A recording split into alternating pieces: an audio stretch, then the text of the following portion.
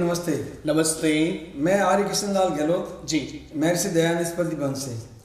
मैं आपसे एक सवाल पूछना चाहता हूँ जी कि आज भारत में धर्मांतरण का जो चल रहा है, हिंदुओं को धर्मांतर जबरदस्ती बनाया जाता है या पैसे के बल पर बनाया जाता है, इसका क्या कारण है कि हिंदू धर्मांतर कर रहे हैं या दबाव में कर रहे हैं या डर से कर रहे हैं?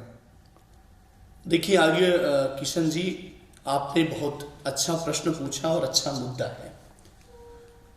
देखिए एक सामान्य सा विषय है, जिसको हम छोड़ते हैं उसको कोई ना कोई अपनाता है। अर्थात हम जिसको किनारे करते चले आ रहे हैं उसको एक ऐसा वर्ग है जो अपनाता चला आ रहा है। भारत में धर्मांतरण का जो खेल है वो अभी से नहीं है। धर्मांतरण का खेल जब से अंग्रेजों का इस देश के अंदर आधिपत्य हुआ है तब से धर्मांतरण चली आ रही है। अच्छा। और धर्मांतरण क्या है? तो मूल रूप से महर्षि स्वामी दयानंद सरस्वती जी जिस बात को दोहराया है कि जब जब मतांतरण होता है तो मतांतरण एक राष्ट्रांतरण को जन्म देता है, और राष्ट्रांतरण को जन्म देगा तो निश्चित रूप से आपको अपने देश का एक भाग अन्य वर्गों के लिए तोड़ करके देना पड़ेगा, जिसको हमने 1947 में भारत और पाकिस्तान बंटवारे के रूप में देखा। इस देश के अंदर मिशनरियों का भी यही काम है। इस्लाम क्या करता है? वो ताकत के बल पर, तलवार के बल पर, जनसंख्या के बल पर वो राष्ट्रांतरण चाहता है, जैसे उन्होंने पाकिस्तान बनाया। लेकिन ठीक उसी प्रकार से ईसाइयों ने भी इस देश के अंदर राष्ट्रांतरण कराने के बहुत भरसक प्रयास किए, और वो प्रयास इतना गंभीर है जिसकी आप परिकल्पना नहीं कर सकते। आज भारत देश के अंदर पूरे सेवन स्टेट जिसको हम पूर्वोत्तर कहते हैं, वो पूर्वोत्तर आज ईसाई बहुल हो चुका है। अच्छा। और ईसाई बहुल होने का मूल कारण जो है वो हमारी उपेक्षा है। हमने उनको छोड़ा, हमने उनको किनारे किया, हमने एक सिरे से उनको नकार दिया। इस बात से नकारा कि वो एक तो चाइनीज की तरह दिखते हैं, इस बात से हमने उनको नकारा कि वो बहुत पिछड़े हुए हैं, इस बात से हमने उनको नकारा कि वो जंगलों और आदिवासी और जंगलों में रहते हैं। हमने उनको छोड़ दिया, और हमारे छोड़ने का परिणाम ये हुआ कि ईसाई मिशनरियां बहुत तेजी से व्यापक स्तर पर शिक्षा और स्वास्थ्य दो विषय को लेकर के उन क्षेत्रों में उन्होंने कार्य प्रारंभ किया। और कार्य प्रारंभ करते करते करते करते करते करते जो मूल उनकी देवी देवता थे जिनकी वो पूजा करते थे, आदिवासी जो समाज जिसके मूल देवी देवता जिसको वो पूजते हैं, जैसे छत्तीसगढ़ में चले जाएं तो वो गोरी हैं, गोर समाज है तो वो बूढ़ा देव को पूजता है। वैसे ही नागालैंड, असम, मिजोरम और तमाम सेवन स्टेट उस क्षेत्र के वहां पर भी एक छोटी छोटी देवी देवताओं को पूजने वाले जो कबीले थे, इन्होंने सबको खत्म कर दिया, और खत्म करके किसी को ईसाइयों के जो दो भेद हैं, किसी को इसने अपना लिया, किसी ने उसने अपना लिया, और वो तेजी से गंदा खेल चलता गया चलता गया चलता गया चलता गया। परिणाम ये हो गया कि असम राज्य को छोड़ दीजिए, जहां पर आज थोड़ा हिंदू बहुलता पे है, बाकी अन्य राज्यों में हिंदू अल्पसंख्यक हो चुका है।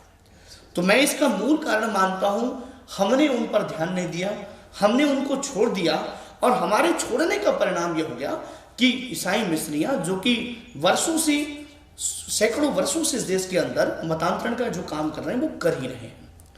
दूसरी बात क्या है? ईसाइयों का जो पनपने का मूल कारण है, जैसे भगवान राम ने मारीच और बाहु को मारने के लिए जंगल में गए थे ना, वैसे ही ये राक्षस हैं जो जंगलों में रहते हैं। ईसाई जितने भी हैं वो सब जंगलों में मिलेंगे आपको। शहरी क्षेत्रों में बड़े स्कूल और चर्च मिल जाएंगे, लेकिन इनके ज्यादा के ज्यादा जो काम करने के क्षेत्र हैं वो जंगल है।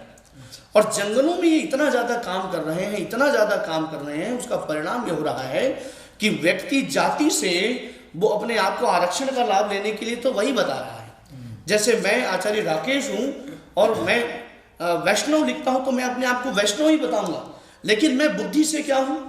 ईसाई बन चुका हूं। मैं पूर्णतः बुद्धि से, मेरा मन वचन कर्म से मैं ईसा मसीह का फॉलोअर हूं, मैं उसको बढ़ाने के लिए काम कर रहा हूं, प्रशासनिक स्तर पर तो वहां काम कर रहा हूं, और कहीं पर भी हूं तो मैं वहां के लिए काम कर रहा हूं। लेकिन मैं आरक्षण का लाभ लेने के लिए मैंने अपनी जाति वही की वही रखी और मुझे आरक्षण का लाभ मिल रहा है, मैं पढ़ा लिखा 101 पदों पे जा रहा हूं, लेकिन मैं दिखने में तो हिंदू हूं, आदिवासी ST SC हिंदू हूं। लेकिन भारत का संविधान कहता है कि जो अपना धर्म परिवर्तन करता है उस व्यक्ति को जो तमाम सुख सुविधाएं देश के कानून के अंदर मिलती है वो चीजें नहीं दी जाएगी। लेकिन इस देश के अंदर क्या हो रहा है? इस देश के अंदर यही हो रहा है कि क्रिप्टो क्रिश्चियनिटी पूरे आदिवासी जंगली क्षेत्रों में इतने बढ़ गए हैं जिससे कोई सीमा नहीं है। आप छत्तीसगढ़ चले जाइए, आप असम चले जाइए, नागालैंड चले जाइए, झारखंड चले जाइए, केरल चले जाइए, तेलंगाना चले जाइए, तमिलनाडु चले जाइए, हर 100 मीटर, 500 मीटर, 1000 मीटर, 1 2 3 4 किलोमीटर में आपको चर्च मिल जाएंगे। तो ये इनका एक बड़ा व्यापक काम चल रहा है, इसको हिंदू समाज को समझना पड़ेगा और उनको काम करने के लिए निकलना पड़ेगा। देखिए, जब मैं किसी को गले लगाता हूं तो वह भी मुझसे गले लगने के लिए आता है, और मैं किसी को गले नहीं लगाऊंगा, उपेक्षित करके रखूंगा तो निश्चित रूप से उनको कोई ना कोई गले लगाने के लिए आएगा। तो जो आज ईसा मसीह के इतने फॉलोअर बढ़ रहे हैं, ये धन से भी हैं, छल से भी हैं और कपट से भी हैं। ऐसा नहीं है कि वो कोई कह दिए कि भाई ईसा मसीह जी इस प्रकार से है तुम मान लो, ऐसा नहीं है।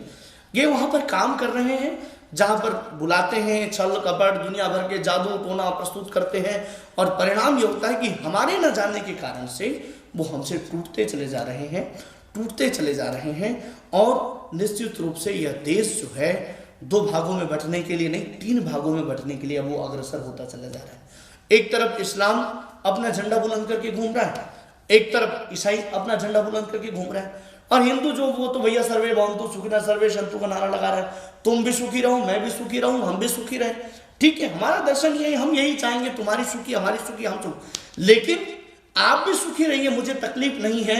अगर आप भारत भक्ति करते हैं तो आपके अंदर इस देश के प्रति समर्पण है, इस राष्ट्र के प्रति समर्पण है, दूसरे धर्मों के प्रति सम्मान है, तो आप भी यहाँ पर हैं, आपके लिए कोई तकलीफ नहीं। हजारों वर्षों से आप रह रहे हैं, हमने कभी मारा नहीं, काटा नहीं, पीटा नहीं, लेकिन आप क्या कर रहे हैं? धर्मांतरण के बहाने इस देश को तोड़ने की बड़ी बड़ी साजिशें रच रहे हैं, खत्म कर रहे हैं। इसका परिणाम यह हो रहा है कि पूरे व्यापक स्तर पर धर्मांतरण चल रहा है और वो राष्ट्रांतरण को जन्म देता जा रहा है। आप समय समय पर खबर देखते हैं कि भाई वहाँ ये आंदोलन उठ गया, वहाँ ये आंदोलन उठ गया, वो कहते हैं हम कानून को नहीं मानते, वो कहते हैं हम इसको नहीं मानते। ये कानून को मानने और नहीं मानने की बात नहीं है, ये बात इस बात की है कि वो आपकी विचारधारा को नहीं मानते। आपकी विचारधारा को नहीं मानते तो निश्चित रूप से वो आपका विरोध करेंगे। ये एक धर्मांतरण का मूल कारण है जो मैंने उन क्षेत्रों में पाया है। तो आपके हिसाब से आप एक संदेश इन धर्म गुरुओं को, जो तथाकथित भारत के हिंदू धर्म के गुरु बन रहे हैं, उनको आप क्या संदेश देना चाहते हैं? भाई आप अपना जो भी धर्म है, अपना जो सच्चा धर्म हिंदू वैदिक धर्म है, उसको अपनाने के लिए इन भाइयों को जो अपन को हिंदू धर्म छोड़ते जा रहे हैं और अपन को गले लगाने के लिए इनको क्या संदेश देंगे कि सभी धर्म गुरु ऐसा अपनाए ताकि ये अपने भाई अपने साथ रहे, कहीं और धर्मांतर नहीं हो और अपना राष्ट्र जो है एक ही है वो बना रहे। देखिए, मैं सभी सम्मानित धर्मगुरुओं से और अपने लोगों से ये निवेदन करूंगा माननीय किशन जी कि हम अपने मठों और मंदिरों से बाहर निकले, हम अपने जगहों से बाहर निकले और दलितों के घर में बैठ करके भोजन करें। जो हमारे घरों में बैठ के भोजन नहीं करते, ये सोच सोच करके हमको नकारते जा रहे हैं। हम बैठ करके उनसे वार्ता करें, उनसे चर्चा करें जिन लोगों को मंदिरों में घुसने नहीं दिया जा रहा है। हम उन लोगों से बैठ करके वार्ता करें, चर्चा करें और उनके उन्नति और प्रगति के लिए विचार करें जिनको ये ईसाई मिस्त्रियां लोभ और लालच दे दे करके अपने अंदर करती चली जा रही है। सबसे बड़ा कारण इस देश की अवनति का यही रहा कि हमारे मठों ने, हमारे मंदिरों ने, हमारे साधुओं ने, हमारे संतों ने एक और इस देश के निर्माण के लिए बहुत महत्वपूर्ण काम किया, तो दूसरी ओर बहुत सारे ऐसे लोग हैं जिन्होंने मेरा और मुझे मेरे कल्याण के अलावा किसी और को उन्होंने ध्यान नहीं दिया। मैं पहले भी कह रहा था, वो जो 7 स्टेट और अन्य राज्य जो आज खत्म होते चले जा रहे हैं, धर्मांतरित होते जा रहे हैं, उसका मूल कारण है आपका और मेरा काम न करना। यदि आप और मैं उन लोगों के बीच में उपस्थित हो जाएं तो निश्चित रूप से ये जितने मारीच रूपी राक्षस हैं, भगवान राम बन करके आप जाइए, सारे राक्षस भस्म होते चले जाएंगे, सारे उठ उठ के भागते चले जाएंगे। इनमें दम नहीं है, लेकिन हम जिस जगह पर हैं वहीं बैठना चाहेंगे, जहां पर हमारा मठ है हम वहीं बैठना चाहेंगे। अपने धन को मठों में हीरे जड़वाएंगे, मोती जड़वाएंगे, मंदिर में उस भगवान को, उसको आवश्यकता नहीं है, उसके लिए बड़े बड़े झूमर और सब चीजें बनाएंगे। लेकिन जो हिंदू जिसके बदौलत ये मंदिर है, उसको शूद्र कह करके अपमानित कर करके, एसटी और एससी कह करके किनारे करते चले जाएंगे। जातिवाद, छुआछूत, इस सब को परे करने के लिए संतों को इकट्ठा होना पड़ेगा और काम करने के लिए आना पड़ेगा। कोई अकेले आर्य समाज का दायित्व तो नहीं है, कोई अकेले संघ का दायित्व तो नहीं है। विभिन्न मत पंथ संप्रदाय जितने हैं उन सबको निकलना पड़ेगा, तो निश्चित रूप से बहुतायत मात्रा में घर वापसी होगी। ये भूले और बिसरे हुए लोग हैं, ये हमसे टूटे और कटे हुए लोग नहीं है, ये भूले और बिसरे हुए लोग हैं। यदि हम इनके बीच में जाएंगे, काम करेंगे, वही राम इनका पूर्वज है, वही कृष्ण इनका पूर्वज है, ये बताएंगे तो निश्चित रूप से वो बहुत धड़ल्ले से अपने आप को इस ओर लाना प्रारंभ करेंगे। दूसरा, मैं एक निवेदन करूंगा हमारे बड़े बड़े मठों और मंदिरों से, धन्ना सेठों से, इस देश के बड़े बड़े धन के मालिकों से, आप अपनी पोटली खोलिए राष्ट्र के निर्माण के लिए। राष्ट्र का निर्माण तब होगा जब आप बच्चों को उचित शिक्षा देने का काम करेंगे। हम ईसाई मिशनरियों के ऊपर आरोप लगाते हैं किशन लाल जी की वो शिक्षा के बहाने धर्मांतरण कर रहे हैं। भाई वो शिक्षित कर रहे हैं, धर्मांतरण तो कर ही रहे हैं, लेकिन वो शिक्षित कर रहे हैं। लेकिन हमको शिक्षित ही करना है, हमको धर्मांतरण नहीं करना है, लेकिन हम शिक्षित भी नहीं कर रहे हैं। ये सबसे बड़ी तकलीफ का विषय है। यदि हम शिक्षित करने के लिए चले जाएं तो वो आपके पास आज भी बैठे हैं, आज भी वो नगाड़ा और ढोल बजा बजा करके आपका स्वागत करने के लिए तैयार है। बस जाइए तो सही। एससी, एसटी, आदिवासी जितने ईसाई मिशनरियों के विद्यालय हैं इन्हीं के हैं, एसटी, एससी और आदिवासी के। सारे सरकार से धड़ल्ले से पैसे लेते हैं, सरकार इनको फंडिंग करती है और क्या करती है जी, ये पढ़ाते हैं, लिखाते हैं, सब चीज करते हैं, और बदले में क्या मिलता है हमको? ईसाई। यदि हम हिंदू समाज, बड़े बड़े संगठन इन आदिवासी और जंगलों क्षेत्रों में एसटी, एससी और आदिवासी बच्चों के लिए बड़े बड़े छात्रावास, बड़े बड़े विद्यालय बनाना प्रारंभ करें, चलाना शुरू करें, सरकारें वहां अनुदान भी देंगी, क्योंकि सरकार बाध्य है, जो ऐसे विद्यालय चलेंगे उसको अनुदान देगी। ये बड़े बड़े जितने भी विद्यालय चल रहे हैं ईसाइयों के, वे सब सरकारी फंड से और विदेशों से प्राप्त फंडों से ये चल रहे हैं। लेकिन हमारे पास क्या है, हम इन जगहों पर न विद्यालय चलाते, न संस्कारशाला चलाते, न एकल विद्यालय चलाते। जब आप काम नहीं करोगे तो काम करने कोई आएगा, और निश्चित रूप से हर दुनिया में हर व्यक्ति स्वार्थी है, तो वो भी तो अपना स्वार्थ लेके जा रहा है। तो इस देश के अंदर हम यदि इस कृत संकल्पित हो जाएं कि हमें अपने उन क्षेत्रों पर ध्यान देना है, काम करना है, तो निश्चित रूप से घर वापसी बहुत तेजी से होगी, और ये जो बड़े बड़े चर्च बने हुए हैं वो बंद होंगे, वो खत्म होंगे। उनको मानने वाले लोग भी धीरे धीरे धीरे धीरे अपने आप को इस ओर लाना प्रारंभ कर देंगे। तो मैं अपने सभी साधु संत महात्माओं से इतना ही निवेदन करना चाहूंगा कि आप का मार्ग ही कल्याण का मार्ग है।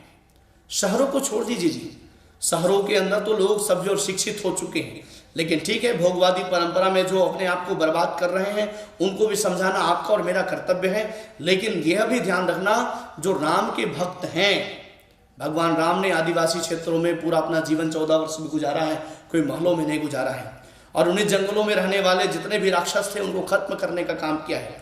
आज ये चुनौती है, ये जितने वितंडावाद पैदा करने वाले हैं, पत्थर गड़ी आंदोलन चलाने वाले हैं, संविधान को नहीं मानने वाले हैं, ये सारे के सारे लोग आज के राक्षस हैं। और ये राक्षस कौन है तो ध्यान रखिएगा, मतांतरित लोग हैं, जिनके मत आपसे अलग हो चुके हैं वो लोग हैं। उनको वापस लाने का कर्तव्य आपका है, हम सबका है। आप निकलेंगे, आप आगे आएंगे, निश्चित रूप से हमारा देश का कायाकल्प होगा और वापस हम इस राष्ट्र को वैभव और परम वैभवशाली बनाने में कामयाब होंगे। बहुत बहुत धन्यवाद आपका।